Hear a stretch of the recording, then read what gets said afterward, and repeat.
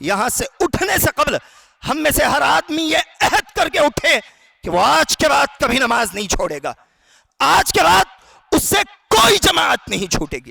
یہ ہم میں سے ہر آدمی کا عہد ہونا چاہیے. اللہ کے نبی علیہ السلام نے 2 ٹوک الفاظ میں کہا تھا، ہما جنتک و نارک. یہ والدین تمہاری جنت بھی ہے، تمہاری جہنم بھی ہے. میں اور آپ طے کریں ہم اپنے والدین کو کس شکل میں دیکھتے ہیں، یا تو جنت کی شکل میں یا پھر جہنم کی شکل میں. اطاعت ہوگی تو جنت ہوگی، نافرمانی ہوگی تو جہنم ہوگی. ایک بیوی اپنے شوہر کی مطیع ہو، فرمانبردار ہو، اپنی اولاد کی تربیت کرنے والی ہو. اسلام عورتوں کا ایک کردار بتاتا ہے کہ وہ رجال پیدا کرے، مرد پیدا کرے. اللہ کے نبی علیہ السلام کہتے ہیں آدمی روز قیامت آئے گا تہامہ پہاڑ جتنی نیکیاں لے آئے گا، فَيَجْعَلُهَا اللَّهُ هَبَاءً مَنْثُورًا، لیکن اللہ اتنی نیکیوں کو بھی کافور کی طرح ہوا میں اڑا دے گا. صحابہ نے سوال کیا کہ وہ کون ہوں گے؟ نبی نے کہا نماز پڑھنے والے ہوں گے، تمہاری طرح کلمے کا اقرار کرنے والے ہوں گے. ان کا گناہ یہ ہوگا، ان کی غلطی یہ ہوگی، اذا خلو فی محارم اللہ انتہکوها، اکیلے میں جائیں گے تو اللہ کی حدود کو پامال کریں گے، تنہائی میں گناہ کریں گے.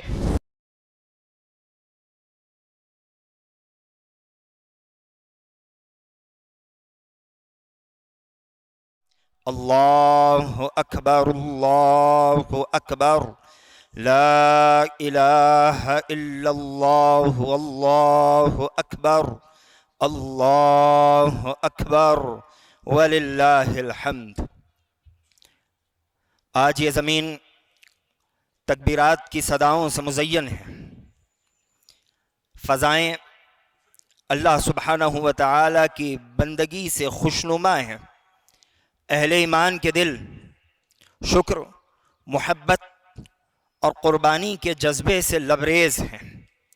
یہ طلوع ہوتا سورج ہم سے یہ کہہ رہا ہے کہ یہ ایک عام تہوار نہیں ہے، بلکہ یہ محبت کا اعلان ہے، اطاعت الہی کی مثال ہے. اور یہ دن ہمیں یہ بات بتاتا ہے کہ تمہارا تعلق انبیاء علیہم السلام سے بڑا گہرا اور پرانا ہے. یہ دن ہمیں بتاتا ہے کہ تم وہ قوم ہو جس کی جڑیں بڑی مضبوط، پائیدار اور ٹھوس ہیں. تم اس نبی کی امت ہو جس نبی نے اپنی امت سے کہا تھا ترکتکم علی محجۃ البیضاء لیلھا کنہارھا لا یزیغ عنہا بعدی الا ہالک. آپ علیہ السلام نے کہا تھا کہ لوگوں، میں تمہیں ایک روشن شاہراہ پر چھوڑے جا رہا ہوں، ایسی راہ، ایسا راستہ جس کی رات دن کی طرح منور اور روشن ہے. میرے بعد اس راستے سے وہی آدمی روگردانی کر سکتا ہے، منہ پھیر سکتا ہے جو ہلاک ہونے والا ہے. آج کے دن ہم نے نماز ادا کی، اب کچھ دیر بعد باذنہ تعالی قربانی کریں گے کہ یہی اللہ کے نبی علیہ السلام کی سنت ہے. نبی علیہ السلام نے کہا تھا ان اول ما نبدأ به في يومنا هذا ان نصلي ثم ننحر فنرجع. آپ علیہ السلام نے کہا تھا کہ اس دن سب سے پہلا کام جو ہم کریں گے وہ نماز کا ادا کرنا ہے، پھر لوٹیں گے اور قربانی کریں گے.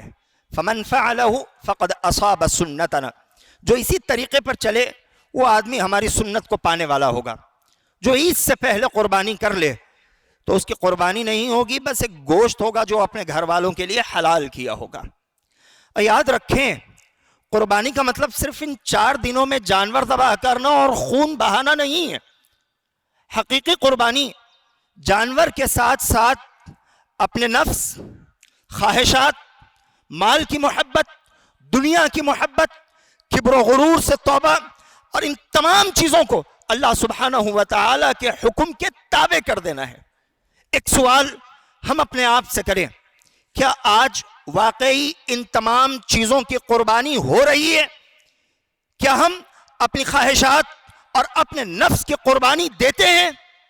کیا ہم اس دنیا اور اس کی محبت کی قربانی دیتے ہیں؟ اگر نہیں تو ہمیں اپنی قربانیوں کا جائزہ لینے کی ضرورت ہے. اور یاد رکھیں اللہ سبحانہ و تعالی نے ابراہیم علیہ السلام سے صرف یہ ایک قربانی طلب نہیں کی تھی. ابراہیم علیہ السلام کی ساری زندگی قربانیوں سے عبارت.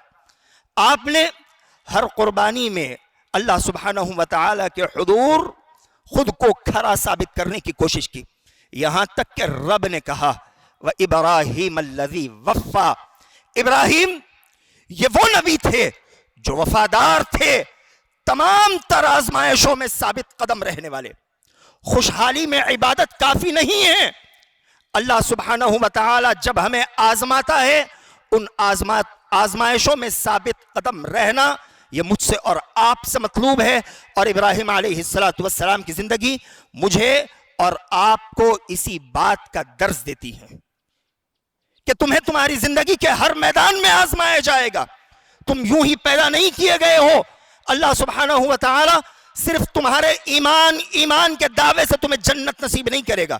اللہ نے کہا احسب الناس ان یترکوا ان یقولوا آمنا وهم لا یفتنون.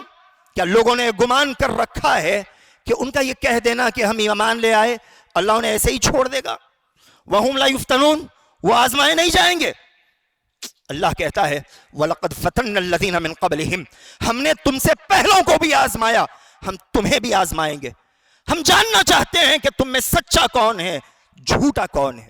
ہمیں زندگی کے ہر میدان میں قربانیوں کے لیے تیار رہنے کی ضرورت ہے اللہ سبحانہ و تعالیٰ کے لیے، جیسے آج ہم جانور کی قربانی کے لیے تیار ہیں. اور یاد رکھیں ہمیں اپنے قربانیوں کی حفاظت کی ضرورت ہے. اپنے قربانیوں کو ریا سے، شہرت سے، گناہوں سے بچانے کی ضرورت ہے. یہ وہ دلدل ہے جو ہماری نیکیوں کو ختم کر دیتا ہے. تنہائی کے گناہ. اللہ کے نبی علیہ السلام کہتے ہیں آدمی روز قیامت آئے گا تہامہ پہاڑ جتنی نیکیاں لے آئے گا فَيَجْعَلُهَا اللَّهُ هَبَاءً مَنْثُورًا، لیکن اللہ اتنی نیکیوں کو بھی کافور کی طرح ہوا میں اڑا دے گا. صحابہ نے سوال کیا کہ وہ کون ہوں گے؟ نبی نے کہا نماز پڑھنے والے ہوں گے، تمہاری طرح کلمے کا اقرار کرنے والے ہوں گے. ان کا گناہ یہ ہوگا، ان کی غلطی یہ ہوگی اذا خلو فی محارم اللہ انتہکوها، اکیلے میں جائیں گے تو اللہ کی حدود کو پامال کریں گے، تنہائی میں گناہ کریں گے. تنہائی کے گناہوں سے اپنی قربانیوں کو بچانے کی ضرورت ہے. ظلم و ستم سے بھی اپنی قربانیوں کو بچانے کی ضرورت ہے. یہ ظالم لوگ روز قیامت کے مفلس ہوں گے. اللہ کے نبی نے صحابہ سے سوال کیا اتدرون ما المفلس، تم جانتے ہو مفلس کون ہے؟ صحابہ نے کہا ہم میں مفلس وہ ہوتا ہے جس کے پاس مال نہ ہو، درہم و دینار نہ ہو. نبی علیہ السلام نے کہا کہ یہ حقیقی مفلس نہیں ہے. میری امت کا مفلس وہ ہے یأتون بیوم القیامہ بصلاۃ وصیام وزکاۃ. روز قیامت آئے گا، روزوں کے ساتھ آئے گا، نماز کے ساتھ آئے گا، زکوٰۃ کے انبار ہوں گے. لیکن اس کی غلطی کیا ہوگی؟ قد شتم ھذا وقذف ھذا واکل مال ھذا وسفک دم ھذا وضرب ھذا. اس کو گالی دیا ہوگا، اسے بھلا برا کہا ہوگا، اس پر تہمت لگا دی ہوگی، اسے مار دیا ہوگا، اس کا مال کھا گیا ہوگا. اللہ سبحانہ و تعالی اس کی نیکیاں مظلوموں میں بانٹ دے گا. نیکیاں ختم ہو جائیں گی، مظلوموں کی قطار باقی رہے گی. اللہ سبحانہ و تعالی انصاف کرنے والا ہے، مظلوموں کے گناہ اٹھائے گا، اس انسان پر ڈال دے گا. آپ علیہ السلام کہتے ہیں اتنے گناہ ڈالے جائیں گے، اتنے گناہ ڈالے جائیں گے، ثم طرح فی النار، اس نیکوکار انسان کو جہنم کے حوالے کر دیا جائے گا. ہمیں اپنی قربانیوں کو ظلم سے بچانے کی ضرورت ہے. ہمیں قربانیوں کے مقصد کو سمجھنے کی ضرورت ہے. ہم قربانی کیوں کرتے ہیں؟ اللہ اس قربانی سے کیا چاہتا ہے؟ اللہ نے کہا لن ینال اللہ لحومها ولا دماؤها ولکن ینالہ التقوی منکم. لوگوں اللہ کے پاس تمہاری قربانیوں کا گوشت نہیں پہنچتا، تمہاری قربانیوں کا خون نہیں پہنچتا، تمہارے دلوں کا تقوی پہنچتا ہے. رب چاہتا ہے کہ ان قربانیوں کے ذریعے ہمارے دلوں میں اللہ کا ڈر پیدا ہو جائے. اللہ کا ڈر یہ ہے کہ نیکی کا کام کیا جائے، گناہوں سے خود کو بچایا جائے. اور جو آدمی تقوی اختیار کرے حقیقت میں وہی عزت دار ہے. اللہ کہتا ہے ان اکرمکم عند اللہ اتقاکم، تم میں وہی عزت دار ہے، اسی کا اونچا مقام ہے جو تم میں سب سے زیادہ اللہ سے ڈرنے والا ہے. یہ خاندان قبیلوں کو لے کر تو میں کرنا یہ اہل ایمان کا شیوا نہیں ہے. یہ اہل ایمان کا کردار نہیں ہے۔ اہل ایمان خود کو تقوی کے ترازو میں تولتے ہیں، وہ خود کو دیکھتے ہیں کہ وہ کتنا اللہ سے ڈرنے والے ہیں۔ یہ قربانی ہم سے یہ چاہتی ہے کہ ہم اپنے دلوں میں اللہ کا تقوی پیدا کریں۔ تقوی پیدا تو دل میں ہوتا ہے لیکن اس کا اثر ہمارے جسم پر ہوتا ہے۔ متقی آدمی جھوٹ نہیں بولتا، متقی آدمی دھوکہ نہیں دیتا، متقی آدمی رشتوں کا لحاظ رکھتا ہے، متقی آدمی گناہوں سے باز رہتا ہے۔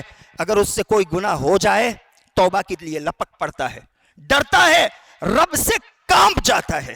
جیسا کہ ابن مسعود رضی اللہ تعالیٰ عنہ نے کہا تھا کہ ان المؤمن یرا ذنوبہ کأنہ قاعد تحت جبل یخاف ان یقع علیہ وان الفاجر یرا ذنوبہ کذباب مر علی انفہ واشار بیدہ ہکذا فتار۔ ایک مومن اپنے گناہوں کو سر پر کھڑے پہاڑ کی طرح محسوس کرتا ہے، وہ پہاڑ جو اس پر گرنے والا ہے۔ اس کے بالمقابل ایک فاسق بے پرواہ انسان اپنے گناہوں کو مکھی کی طرح محسوس کرتا ہے جو اس کے ناک پر بیٹھی ہو، جسے وہ اشارے سے اڑا دے۔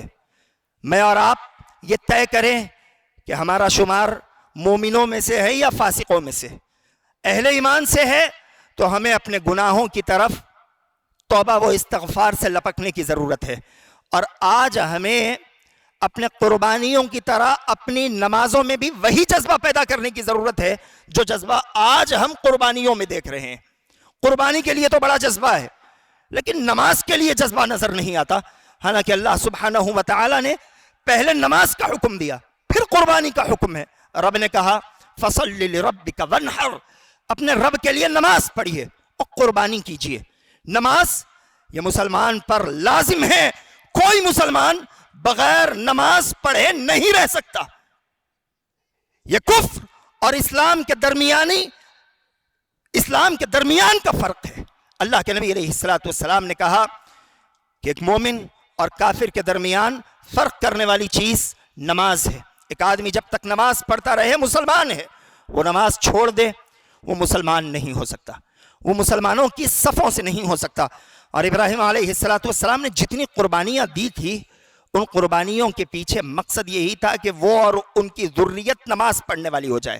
ربنا لیقیموا الصلاۃ، الہ العالمین میں نے اپنی اولاد کو، اپنے جگر کے ٹکڑے کو بیابان میں چھوڑ دیا، خود سے دور کر دیا۔ کیا وجہ ہے؟ الہ العالمین یہ نماز پڑھنے والے ہو جائیں، نماز پڑھنے والے ہو جائیں۔ نماز پڑھنے کی خاطر میں نے انہیں ایک بیابان میں چھوڑ دیا۔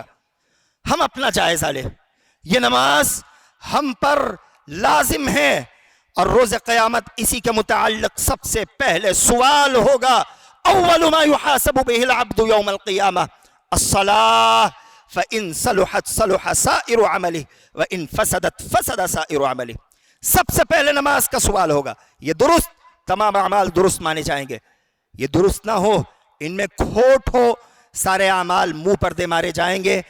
اور یاد رکھیں جو با جماعت نماز ادا کرے، نماز ادا کرنے کے لیے گھر سے وضو بنا کر مساجد کی طرف چل چل کر جایا کرے، اللہ سبحانہ و تعالی کہتا ہے، حدیث قدسی ہے، عاش بخیر ومات بخیر وکان ذنوبہ کیوم ولدتہ امہ۔ وہ آدمی جو با جماعت نماز ادا کرنے کی فکر کرے خوشحال زندگی گزارے گا، خیر کے ساتھ مرے گا۔ اس کے گناہوں کا عالم یہ ہوگا کہ ابھی اس کی ماں نے اسے جنا ہے، بغیر گناہ کے اس زمین پر چلتا ہوگا۔ یہ نماز ہمیں گناہوں سے پاک کرنے والی، یہ نماز ہمیں رب کے قریب کرنے والی، یہ نماز ہمارے تمام اعمال کو قبول کرنے والی۔ ایک مسلمان کبھی بے نمازی نہیں ہو سکتا۔ آج یہاں سے اٹھنے سے قبل ہم میں سے ہر آدمی یہ عہد کر کے اٹھے کہ وہ آج کے بعد کبھی نماز نہیں چھوڑے گا، آج کے بعد اس سے کوئی جماعت نہیں چھوٹے گی۔ یہ ہم میں سے ہر آدمی کا عہد ہونا چاہیے۔ اخیر 5 منٹ بچ گئے ہیں۔ ابراہیم علیہ السلام اور آپ کے گھرانے کے متعلق کچھ گفتگو ہو جائے اور پھر بات ختم کرتے ہیں۔ آج کا دن ہمیں ابراہیم علیہ السلام اور آپ کے گھرانے کی یاد دلاتا ہے۔ اس گھرانے کے 3 کردار ہیں۔ ابراہیم علیہ السلام کا کردار بحیثیت باپ اور شوہر کا، ہاجر علیہ السلام کا کردار بحیثیت ماں اور بیوی کا، اسماعیل علیہ السلام کا کردار بحیثیت بیٹے کا، بحیثیت اولاد کا۔ جہاں تک بات ابراہیم علیہ السلام کی بحیثیت باپ اور شوہر کی ہے تو آپ کی ساری زندگی کا نچوڑ یہی نظر آتا ہے کہ ایک باپ اور ایک شوہر کو ہمیشہ اپنے اہل و عیال کے دین کی فکر کرنی چاہیے۔ ابراہیم علیہ السلام نے ساری زندگی اسی لیے قربانیاں دی کہ ان کی اولاد دیندار بنی رہے، ان کی بیویاں دیندار بنی رہے۔ آج میرے اور آپ کے کرنے کا یہی کام ہے، ہمیں اپنے اولاد کو دیندار بنانے کی فکر کرنی چاہیے، انہیں توحید سمجھانے کی فکر کرنی چاہیے۔ یاد رکھیں ہماری اولاد وہی ہوگی جو توحید جانتی ہوگی۔ اگر ہماری اولاد توحید سے ناواقف ہو، بے دین ہو، تو یہ اولاد کہلانے کے لائق نہیں ہوگی۔ ابراہیم علیہ السلام اپنے والد کی سفارش نہیں کر پائیں گے۔ نوح علیہ السلام کے متعلق اللہ نے قرآن میں کہا، جب انہوں نے اپنے بیٹے کی سفارش کر دی، رب کہتا ہے انہو لیس من اہلک، نوح یہ بیٹا تمہارا بیٹا نہیں ہے۔ کیوں؟ انہو عمل غیر صالح، اس لیے کہ اس کا عمل درست نہیں ہے۔ ہماری اولاد وہی ہو سکتی ہے جو دیندار ہو، جو عبادت گزار ہو، جو توحید پر قائم رہنے والی ہو۔ آج ہم میں سے کتنے ایسے ہیں جن کی اولاد کو لا الہ الا اللہ کا ترجمہ نہیں آتا؟ کون ذمہ دار ہے؟ ہم ذمہ دار ہیں۔ ہمیں اپنی اولاد کو دیندار بنانے کی ضرورت ہے۔ یہی ابراہیم علیہ السلام کی زندگی ہمیں درس دیتی ہے۔ اسماعیل علیہ السلام کا کردار بحیثیت فرزند کے، آپ کا کردار ہمیں بتاتا ہے کہ بیٹے کی نظر باپ کے سامنے، ماں کے سامنے جھکی ہونی چاہیے، وہ اطاعت گزار ہو، والدین پر بھروسہ کرنے والا ہو۔ اتنا بھروسہ کہ باپ نے کہہ دیا کہ خواب پڑا ہے تمہیں قربان کر رہا ہوں، بیٹے نے کہا کہ ابا جان پوچھنے کی بھی ضرورت نہیں ہے، افعل ما تؤمر، آپ کو جو حکم دیا گیا ہے کریے، مجھے آپ صبر کرنے والا پاؤ گے۔ آج ہم نے والدین کو رب کی نعمت نہیں بلکہ اپنی سہولت سمجھا ہوا ہے۔ آج والدین بس ہماری سہولت کا سامان ہو گئے ہیں۔ نہیں، یہ ہماری سہولت نہیں ہے، یہ رب کی نعمت ہے، ان کی قدر ہونی چاہیے۔ یاد رکھیں والدین کی آہیں ہماری دنیا اور آخرت دونوں تباہ کر دیں گی۔ اللہ کے نبی علیہ السلام نے دو ٹوک الفاظ میں کہا تھا، ہما جنتک و نارک، یہ والدین تمہاری جنت بھی ہے، تمہاری جہنم بھی ہے۔ میں اور آپ طے کریں ہم اپنے والدین کو کس شکل میں دیکھتے ہیں، یا تو جنت کی شکل میں یا پھر جہنم کی شکل میں۔ اطاعت ہوگی تو جنت ہوگی، نافرمانی ہوگی تو جہنم ہوگی۔ آج ہم اپنے والدین کو ایک گلاس پانی پلانے سے کتراتے ہیں، ان کی اطاعت سے کتراتے ہیں۔ ذرا اسماعیل علیہ السلام کو دیکھنے کی ضرورت ہے، کٹنے کے لیے تیار ہے اور پیشانی پر بل نہیں۔ یہ ہوتی ہے اولاد، یہ ہوتی ہے نیک اولاد۔ آج ہمیں اسماعیل علیہ السلام کو دیکھنے کی ضرورت ہے۔ آخر بات، ہاجر علیہ السلام کا کردار۔ ہاجر علیہ السلام بحیثیت ماں، بحیثیت بیوی، ہمیں یہ بتاتی ہے کہ ایک عورت کو صابرہ شاکرہ ہونا چاہیے۔ عورت کا سب سے بڑا زیور صبر ہے، سب سے زیادہ خوبصورتی اطاعت و فرما برداری ہے۔ یہ سچ ہے کہ ابراہیم علیہ السلام نے مکہ کی بنیاد ڈالی، لیکن ہاجر علیہ السلام نے اس مکہ کو آباد کیا۔ یہ سچ ہے کہ ابراہیم علیہ السلام نے اپنے بیٹے کے قربانی کے لیے چھری اٹھائی، لیکن اگر ہاجر علیہ السلام کی رضامندی نہ ہوتی تو یہ کام کبھی تکمیل تک نہیں پہنچ پاتا۔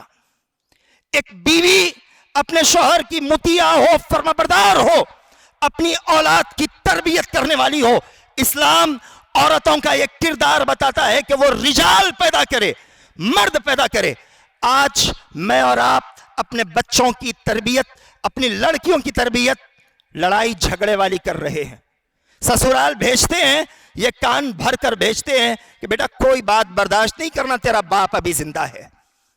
تربیت یہ ہونی چاہیے کہ بیٹا جو حالات آئے صبر کرو۔ جب عورتیں صبر کرے گی پھلدار نسل پیدا ہوگی، ان سے کام ہوگا جیسا کہ اسلاف کی نسلوں سے کام ہوا کرتا تھا۔ آج ہماری خواتین میں صبر ختم ہے۔ ایک عورت اگر صبر کر لے، اپنے شوہر سے راضی ہو جائے، بیابان جنت بن سکتا ہے، مٹی کا گھر محل بن سکتا ہے۔ عورت اگر ناشکری ہو جائے وہ محل کو قبرستان بنا دے گی۔ آج خواتین اپنے کردار کو سمجھے اور آپ پر یہ بیجا ظلم کیا جا رہا ہے کہ آپ کو اپنے گھروں سے نکالا جا رہا ہے، آپ پر مردوں کی ذمہ داریاں ڈالی جا رہی ہیں. نہیں، اسلام نے آپ کو گھر کی ملکہ بنایا ہوا ہے، آپ ملکہ بن کر زندگی گزارو. آپ شوہر سے کہو تمہاری ذمہ داری ہے کہ مجھے پالو، اسلام نے مجھے یہ حق دیا ہے، یہ شرف دیا ہے کہ میں اپنے شوہر کا کھاؤں. تم بچے بھی پیدا کرو، شوہر کے لیے کما کر بھی لاؤ. تم تو ظلم در ظلم کی شکار ہو رہی ہو، کبھی جانے میں کبھی انجانے میں. ہمیں اسماعیل علیہ السلام، ابراہیم علیہ السلام اور حاجر علیہ السلام کے ان کرداروں کو دیکھتے ہوئے اپنی زندگی بہتر بنانے کی ضرورت ہے. عید کی مناسبت سے 4 باتیں آپ کے سامنے رکھنے کی میں کوشش کروں گا. سب سے پہلی بات، قربانیاں سنت کے مطابق کریں. ہتھیار تیز رکھے جانور کو سیدھے پہلو پر لٹائیں اور زبردستی اسے پانی نہ پلائیں. اگر وہ پانی کا پیاسا ہو پہلے پی لے گا اسے ذبح کر دیں. بسم اللہ اللہ اکبر لازماً کہیں. کسی کو دعا یاد ہے تو اچھی بات ہے، دیکھ کر پڑھ لے سکتا ہے تو اور اچھی بات ہے، وگرنہ بسم اللہ اللہ اکبر سے بھی نیت کے ساتھ قربانی ہو جائے گی. لیکن یاد رکھیں ہماری قربانی دوسروں کی تکلیف کا ذریعہ نہ بنے، خون روڈوں پر نہ بہے، گندگی اوجھڑی لوگوں کے راستوں پر پڑی نہ رہے. آپ اسے دفن کر دیجئے یا پھر کسی تھیلے میں ڈال کر ایسی جگہ پھینکیے جہاں سے بآسانی اسے اٹھایا جا سکے اور اس کچرے کو، گندگی کو صاف کیا جا سکے. اسلام طہارت پسند مذہب ہے، اسلام صفائی پسند دین ہے. ہم لوگوں کے سامنے اس کی غلط تصویر پیش نہ کریں، ہماری طرف سے اسلام کا نام خراب نہ ہو. صفائی کا خیال رکھیں، غربا کا خیال رکھیں، رشتہ داروں کا خیال رکھیں. خود کھائیے، دوسروں کو بھی بانٹیے، غریب و فقراء کو بھی بانٹیے. اور آج کے دن خاصتاً رشتہ داری کو جوڑنے کی کوشش کیجیے. اگر آپ اپنے رشتہ داروں کے گھر گوشت لے کر نہیں پہنچ سکتے، کوئی مسئلہ نہیں، ان سے رابطہ کیجیے، فون پر بات کیجیے. آج کے دن رشتہ داری کو جوڑنے کا ثواب بھی بڑا ہے. اس رشتہ داری کو جوڑنے کی کوشش کیجیے. جو دل کے گلے شکوے ہیں اسے ختم کیجیے. اپنے بچوں کو اپنے رشتہ داروں سے ملائیے. اللہ کے نبی نے کہا تھا علموا اولادکم الانساب، اپنی اولادوں کو نسب سکھاؤ. لیکن آج ہمیں شرم آتی ہے یہ کہتے ہوئے کہ ہمارے اپنے بچوں کو چچا بھتیجوں کے نام تک یاد نہیں ہے. ہمیں ان چیزوں کی طرف توجہ دینے کی ضرورت ہے. دعا ہے کہ الہ العالمین تو ہمارے یہاں آنے کو قبول فرما، کہی ہوئی باتوں کو سمجھتے ہوئے عمل کرنے والا بنا دے. الہ العالمین دنیا و آخرت کی تمام بھلائیاں مسلمانوں کو نصیب فرمانا. الہ العالمین دنیا و آخرت کی تمام برائیوں سے مسلمانوں کی حفاظت فرمانا. الہ العالمین مسلمان پریشان حال ہیں، مشکلات کا شکار وہ ہو رہے ہیں. الہ العالمین تو ان کے لیے آسانیوں کی راہیں ہموار کر دینا. الہ العالمین تو ہمیں حقیقی معنوں میں قربانی کا مقصد سمجھنے والا اور حقیقی معنوں میں اس پر عمل کرنے والا بنا. الہ العالمین ہمارے نوجوانوں کے نیک و صالح جوڑے بنا دے، ہماری بہنوں کے نیک و صالح جوڑے بنا دے.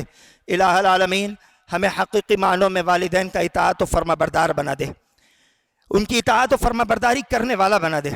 الہ العالمین جب تک زندہ رکھ، ایمان پر زندہ رکھنا، اور ہماری موت آئے تو ایمان پر آئے، وفات کے وقت زبان پر کلمہ جاری ہو جائے. الہ العالمین منکر نکیر کے فتنوں سے ہماری حفاظت کرنا، قبر کے فتنے سے ہماری حفاظت کرنا، ہماری قبر کو ہمارے لیے تا حد نگاہ کشادہ کر دینا. الہ العالمین ہماری قبروں میں جنت کے بچھونے کر دینا، ہماری قبروں کو جہنم کے بچھونوں سے بچا لینا. الہ العالمین اس تنہا گھر میں ہماری حفاظت کرنا، تو ہمارا حامی و مددگار ہو جانا. الہ العالمین روز قیامت ہم اپنی قبروں سے اٹھیں انبیاء، صدیقین، شہداء، صالحین کے ساتھ اٹھانا. الہ العالمین نیکوکاروں کے ساتھ ہمارا معاملہ کرنا، محشر کی سختیوں سے بچانا، عرش کا سایہ نصیب کرنا، نبی علیہ السلام کے بدست کوثر کا پانی نصیب فرمانا. الہ العالمین ہمیں ان خوش نصیبوں میں سے بنا دینا جنہیں تو بغیر حساب و کتاب جنت میں داخل کرنے والا ہے. الہ العالمین جنت میں فردوس نصیب فرمانا، انبیاء، صدیقین، شہداء کا ساتھ نصیب فرمانا، بلکہ پیارے حبیب محمد الرسول اللہ صلی اللہ علیہ وسلم کی صحبت نصیب فرمانا. الہ العالمین جنت کی سب سے عظیم نعمت یعنی تیرا دیدار نصیب فرمانا. الہ العالمین ہم نے جو دعائیں کی ہیں انہیں شرف قبولیت سے نوازنا، جو دعائیں ہم سے چھوٹ چکی ہیں الہ العالمین اپنے رحم و کرم سے انہیں بھی تو ہمیں عطا کر دینا. تیری رحمت میں، تیری سلطنت میں، تیری دولت میں کوئی کمی نہیں ہے. آمین. وآخر دعوانا ان الحمد للہ رب العالمین. تقبل اللہ منا ومنکم. مسجد عباد الرحمن کے پلیٹ فارم سے ہونے والی دعوت و تبلیغ کے مشن کو آگے بڑھانے میں ہمارا بھرپور ساتھ دیں. علم و عمل سے ناطہ جوڑنے کے لیے اہل علم سے جڑیں. مسجد عباد الرحمن کے یوٹیوب چینل کو سبسکرائب کریں اور آگے شیئر کرنا ہرگز نہ بھولیں. فجزاکم اللہ خیر.